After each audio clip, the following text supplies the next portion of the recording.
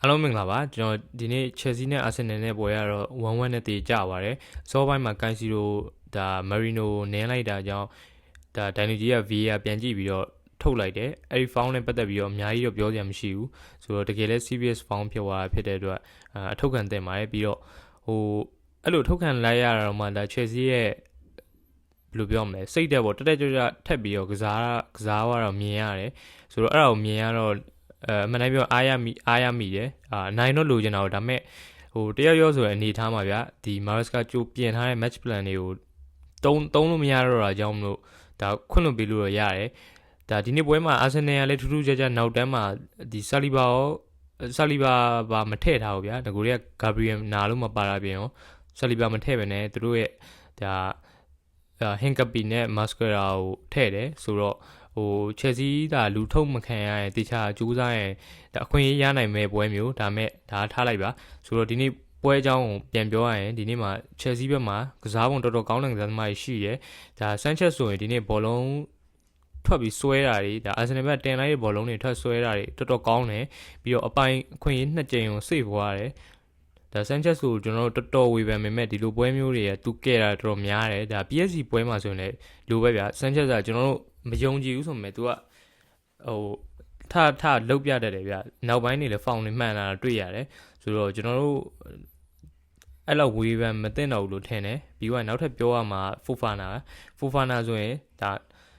ဒိုင်ယန်ပြဿနာပြန်ကောင်းလာပြီးတဲ့ကဒါဘာစီလိုနာနဲ့ပွဲရောဒီပွဲရော तू တော်တော်ကောင်းတဲ့ခြေစွမ်းမျိုးပြပါတယ်ဆိုတော့ချာလိုပါတော့ကျွန်တော်ထင်ရတော့ဒီနေ့အရင်ထူးထူးခြားတော့မပြပါဘူးဂိုးသွင်းရတာတော့ဟုတ်တယ်ဒါပေမဲ့နောက်တန်းမှာတော့တာမယ်လောက်ပဲ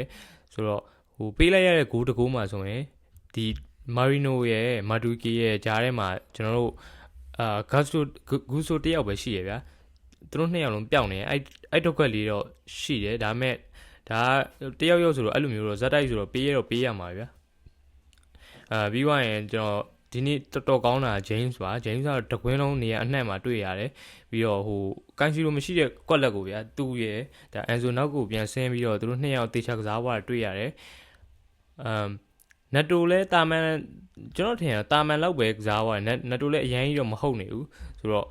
ဒီနက်တိုနေရာမှာအစာပိုင်းကထည့်ထား Estiva ကိုဒါဒုတိယပိုင်းထပ်ပါမယ်ဆိုရင်ဒါဂိုးတွေပို့ပြီးမြင်ရနိုင်မယ်လို့ကျွန်တော်ထင်တယ်ဘာလို့ဆိုတော့ Estiva ကမြန်လာခြင်းတူသူကပို့ပြီးတော့ဘယ်လိုပြောရမလဲပို့ပြီးတော့ကောင်းတယ်လို့ထင်တယ်ဗျာဒီလိုပွဲမျိုးမှာဘာလို့ဆိုတော့တစ်ဖက်နောက်တန်းအရင်အကောင်ကြီးနဲ့နည်းနည်းလေးတဲ့ပုံပါဗျာပိုကောင်းမယ်လို့ထင်တယ်ဆိုတော့